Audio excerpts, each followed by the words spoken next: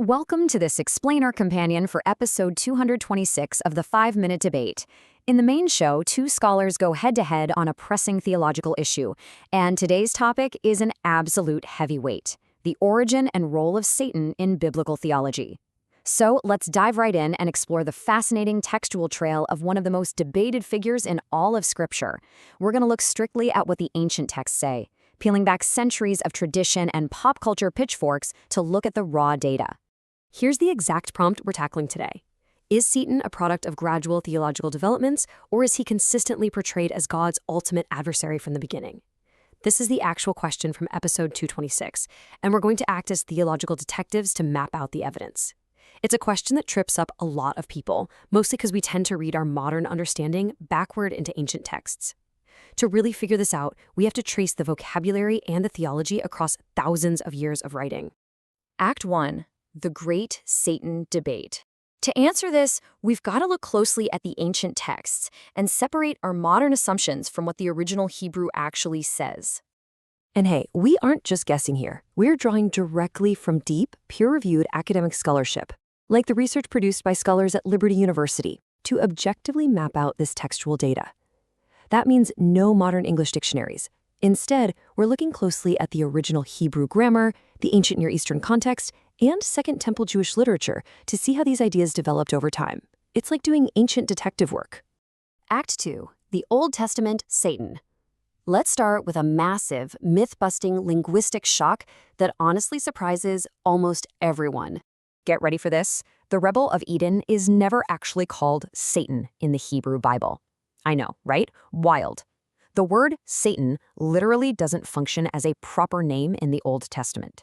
In Hebrew, just like in English, you don't attach the word the to a proper personal name. You wouldn't say the John or the Mary. Well, in the Hebrew Bible, when we see this word, it appears as ha-Satan, which translates to the Satan. It completely lacks the grammar required to be a personal, proper name. So in its original context, this word was really just a job title. It's a noun meaning adversary, prosecutor, or challenger. Essentially, a heavenly prosecuting attorney. Believe it or not, even the angel of the Lord is referred to as a Satan when opposing Balaam in Numbers chapter 22. In that story, the angel of Yahweh stands in the way to stop him. It's a role, kind of like being in cosmic internal affairs, not a name for the ultimate evil villain. And this perfectly illustrates the difference: the Satan of the Old Testament versus our modern conception of Satan. In Job chapters 1 and 2, the Satan is literally an investigative officer in God's divine counsel. He's on the payroll, functioning as a cosmic prosecutor, doing his assigned job of finding flaws and reporting back to management. Whereas our modern view pictures an ultimate cosmic rebel, the figure in Job is just challenging God's assessment within the strict parameters of the heavenly court. Moving on to Act 3, the rebel of Eden. Because all of this begs a pretty massive question. If the Satan in the Old Testament was just a prosecutor, who was the actual enemy in the garden? Well, the crucial point here is that the real enemy in the Old Testament is this totally distinct divine rebel. The original Hebrew calls this figure the Nahash, which translates to serpent, but importantly also carries the meaning of a shining one.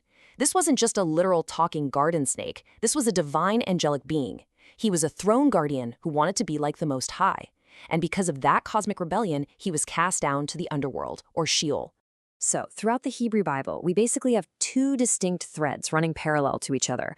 On one track, you have the divine prosecutor doing his job in texts like Job, and on a totally different track, you have the fallen rebel of Eden. In the Old Testament itself, these two character profiles are just not merged. They operate in entirely different spheres with completely different motivations. Act 4, Second Temple Connecting. Now let's see what happens when Jewish scholars began actively studying these scriptures between the Old and New Testaments.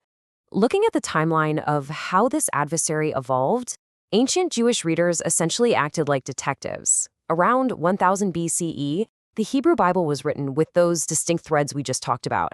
But fast forward to 200 BCE, during the Second Temple period, scholars started connecting the dots. They realized that the rebel of Eden's actions perfectly matched the title of Satan, or adversary.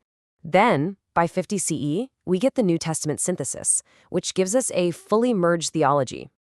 It all boils down to this: the action of opposition becomes the name of the opposer. Because the Eden rebels so perfectly opposed God's plan for humanity, the job title Satan eventually stuck to him as a proper personal name.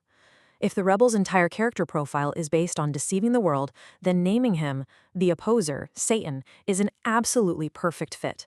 The vocabulary basically caught up to the theology. During this period, a whole variety of names emerged to describe this newly synthesized lead adversary. Texts like the Dead Sea Scrolls and the Book of Jubilees use names like Belial, meaning leader of darkness, or Mastema for hostility. There's Samael, meaning blindness of God, and the Prince of Darkness in Qumran literature.